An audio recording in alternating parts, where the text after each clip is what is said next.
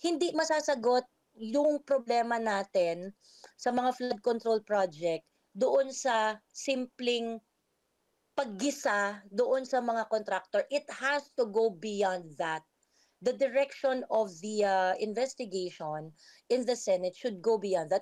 And ako, I am going to give time to Senator Marcoleta, who is the chairperson of the Senate Blue Ribbon Committee. I hope and I pray that moving forward, magiging ganun yung direction ng investigasyon kasi ang gusto natin malaman natin kung ano ba ang mali dito sa flood control project na ito eh.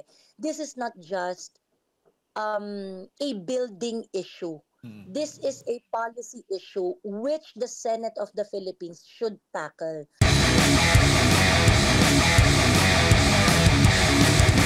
Ma'am Joey, ano bang reaksyon mo doon sa naging pagdinig o investigasyon ng Senate Blue Ribbon Committee sa pangunguna ni Senator Marcoleta kaugnay nga po dun sa mga maanumalyang flood control projects? Maganda na no, maganda na nabuksan tong investigasyon tungkol sa anomalya sa flood control projects. Although kasi nagsisimula pa lang naman, so abang-abang tayo ng mga susunod na mga mangyayari. Pero malaking bagay na sinabi ni Secretary Bunuan na merong lampas na 5 million na flood control project sa Bulacan na hindi naman talaga nagawa. Mga ghost projects totaling around 5 billion pesos. I think itong revelation na to ni Secretary Bonoan should be part of the baseline of the Senate Blue Ribbon Committee moving forward. Kasi ina-expect nating lahat na maraming ma-unravel ang Senate Blue Ribbon Committee dito. At ako personally, ayokong makarating tayo doon sa ayokong mauwi yung hearing sa pagsentro sa mga contractor lamang. Kasi ang problema ng flood control project ay problema ng policy making, problema sa pamimili ng mga flood control project, problema sa pagbibid out ng mga project at eto na nga, yung huling parte is yung problema sa pagpapatayo mismo ng project. So I hope and I think that the Senate Blue Ribbon Committee must focus on all aspect of flood control project problem. Hindi lang doon sa contractor. Kasi ang mga contractor, ano lang naman sila Teachers, support patients, generation leaders. Sorry. Ang flood control project ano lang naman yan ang mga contractor ay mga what do you call this? Kumbaga pagkadating sa usaping krimen, parang mga hired gun lang sila eh. They are going to do it regardless basta meron silang no, basta kikita sila. Kasi at the end of the day, negosyante ang mga contractor, whether it is the BBM administration or someone else, gagawin nila ang lahat ng paraan para magkaroon ng kontrata, magkaroon ng proyekto. So, tingin ko dapat makita ang problema tungkol doon sa aspeto ng pagbuo ng flood control project sa lahat ng aspect, hindi lang doon sa ginawa ng mga contractor. Kasi yung mga contractor, they are only part of the problem when it comes to building the flood control project itself. Although, of course, kung titingnan natin kung sino yung backer ng mga flood control project contractors, ayan, doon na natin ma-unravel kasi kung ano yung iba pang mga issue. And I hope that the Senate Blue Ribbon Committee will explore that moving forward. Sa tingin mo ba ay malalaman natin o may mga opisyal ng gobyerno or mga congressman kasi nga madalas nating narinig mga contractor yung tawag, no? Kasi nga daw dawit sila o involved sila doon sa mga contractor. Sa tingin mo dito sa hearing na ito ay mapapangalanan yung mga involved, yung mga kasabwat na mga kongresista o mga nakinabang na mga kongresista sa mga contractors na ito ng mga flood control projects? I think ang dapat mapangalanan at ma-identify ay kung higit sa lahat saan yung mga lapses doon sa sistema natin.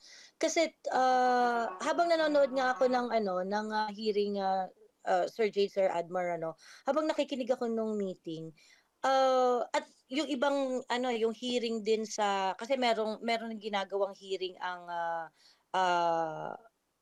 House of Representative, meron silang briefing kung papaano i-approach ang flood control project issue.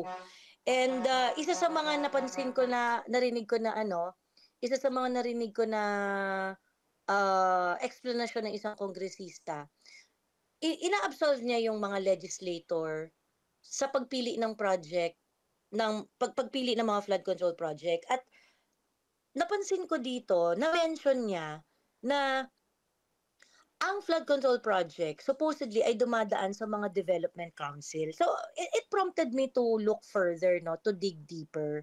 Apparently, Sir J. Sir Admar, kung nandun tayo sa side ng executive hierarchy, ang mga flood control project ay supposedly dumadaan sa mga development council.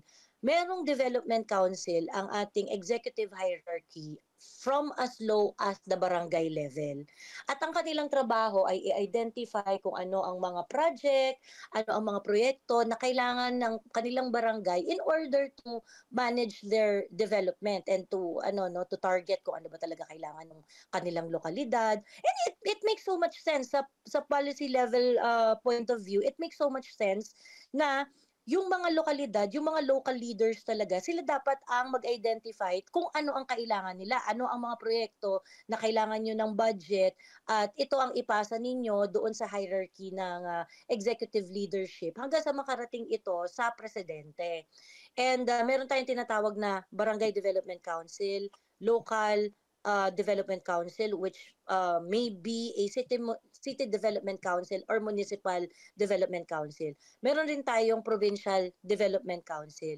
Itong mga ito ay mga sistema na in place na nang napakatagal sa ating sa ating gobyerno. Pero bakit may mga local officials tayo, lalong-lalo na dito sa Bulacan, na kung saan ang gobernador ng Bulacan na si Daniel Fernando ay ilang beses nagsalita sa media at sinasabi na hindi niya alam itong mga flood control project na pinagagagawa sa aming lalawigan. Kasi taga Bulacan po ako, sir, Mm, mm. Sir Admar Sir Jade. So, para sa isang private citizen, maririnig mo ang iyong mga executive leaders sa sasabihin nila na hindi nila alam 'tong mga pangyayaring 'to, ay malaking malaking example na kung gaano ka-efficient yung ating sistema. So ibig sabihin, may mga natutulog sa kanilang mga trabaho, merong mga kasi hindi po pwedeng magkaroon tayo ng project na hindi nalalaman ng mga executive officials, lalong-lalo na kung ito ay gagawin sa iyong lokalidad. On top of that, kung sakaling sabihin natin na hindi dumaan sa deliberasyon ng Development Council ang pagpili ng mga flood control projects at ito ay in-insert, sabihin na natin, ng congressman.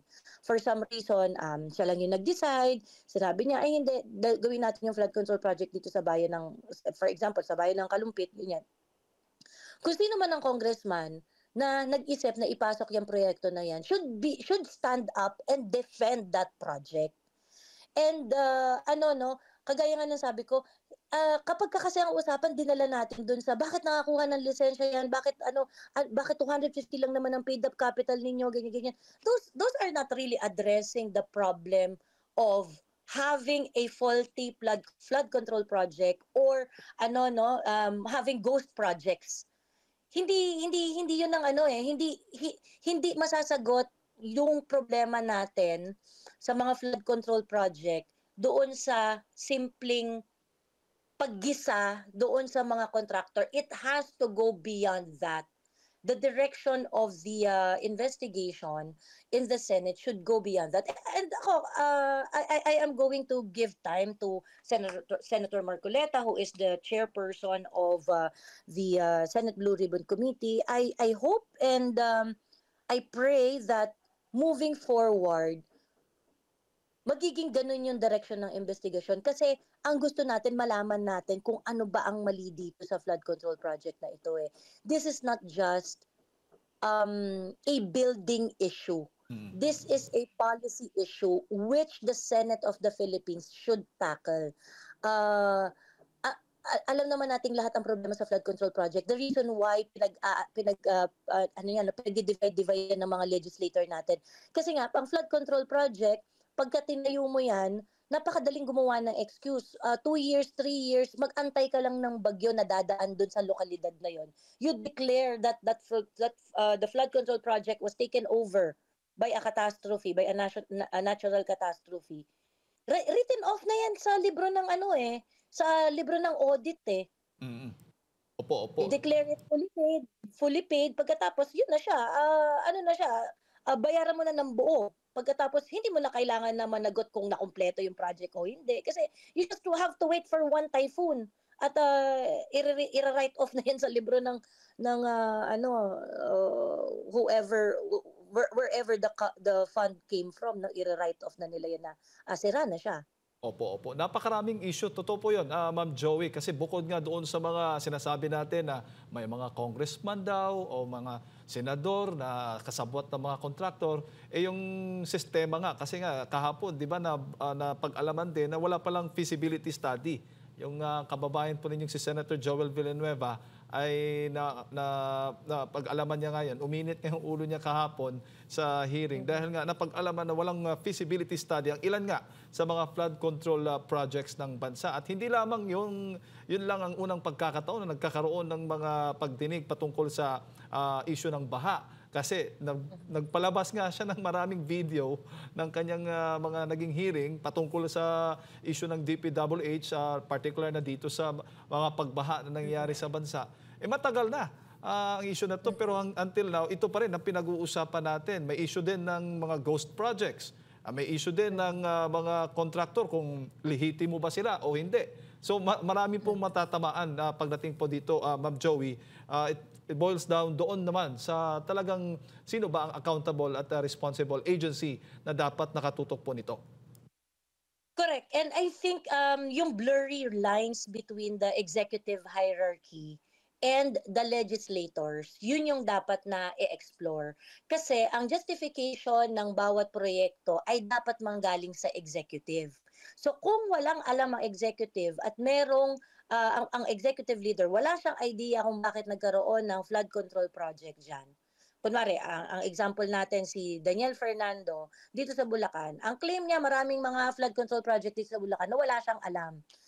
Ngayon, hindi mapupondohan yung project na iyon because somebody could have inserted that project. It cannot come from thin air. So ngayon, in as much as Daniel Fernando is saying na hindi namin alam yung flood control project na yan kung bakit ipinatayo dito.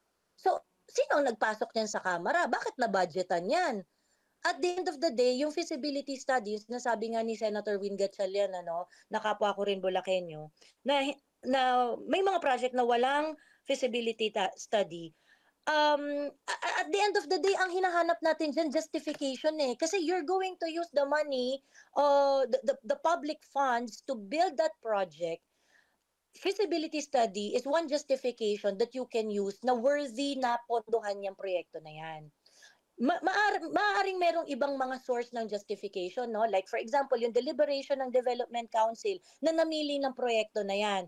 Yung desisyon ng DPWH na aprubahan at irekomenda rin at isama sa NEP yung mga proyekto na yan at yun ang ipasa sa budget deliberation ng DPWH pagdating ng budget season. Kaya nga, kung makarating yan sa legislature, sa House of Representatives, kung saan naman nag-originate ang budget natin, at may lumabas doon ng mga project na hindi rekomendado ng executive department. In this case, let's say sabihin na natin DPWH, because DPWH is one of the agency na parte ng Development Council from bottom up. In fact, nagulat nga ako, Sir Jade, Sir Admar, no, na as low as the Barangay Development Council, dapat merong mga representante ang mga tao ng national government. So, ibig sabihin, dapat alam nila yan. Kung makakarating ang tawag kasi nila dito, wish list. kung makakarating ang wish list ng mga local government officials sa DPWH, which in turn will submit the recommended projects sa House of Representatives for budget deliberation. At sabihin na natin na hindi inaprubahan ng mga kongresista ang certain projects at meron silang ibang projects na nilagay dyan, sino yung congressman na yon na nag-insert noong proyekto na iyon? Again, it cannot come out of thin air. Somebody has to justify yung mga nirelease na pera para sa mga ghost projects. Opo, bago ko lang ipasa kay Partner Admar, ano naman po yung masasabi ninyo na mismong mula nanggaling talaga sa Pangulo yung pahayag na dapat imbestigahan itong mga maanumalyang flood control project sa harap mismo na mga mambabatas nung nakaraang SONA ay mismong ganito, naging pahayag, naging matapang para po sa inyo ang dating ng Pangulong Bongbong Marcos Jr. na ganito ang kanyang sasabihin sa harap ng mga mambabatas na kung saan yung pinapatungkulan niya ay yung mga maanumalyang flood control projects. Mhm. Sir Jade, he's telling us what we want to hear, no? Gusto natin na accountability dito sa mga flood control project na ito. Pinagmalaki niya ito noong kanyang 2024 na SONA. At immediately after that, finak-check nga siya ni Mother Nature dahil nakita natin ang daming mga lugar na binaha na hindi naman talaga binabaha noon. At para sa Pangulo na ipagmalaki ang mga flood control project na hindi naman nakatulong, hindi naman nakapagbigay ng depth sa flooding problem sa Pilipinas. Action like this is kumbaga para is making up for whatever he said noong 2024. Ito yung mga salita na dapat lang. Ngayon, syempre kung ganun ang gusto niyang approach dito sa problema ng flood control project na mahiya naman kayo, imbestigahan natin to, we're going to welcome that. But of course, we would in as much as gusto natin na nagsasalita siya ng ganyan, gusto rin natin ng resulta. No matter how much no matter how angry he is about the situation, kung walang resulta, walang napala doon ang sambayan ng Pilipino. So I hope it's not just going to be a lip service kasi sawang-sawa na ang Pilipino sa mga boka-boka tapos wala namang resulta.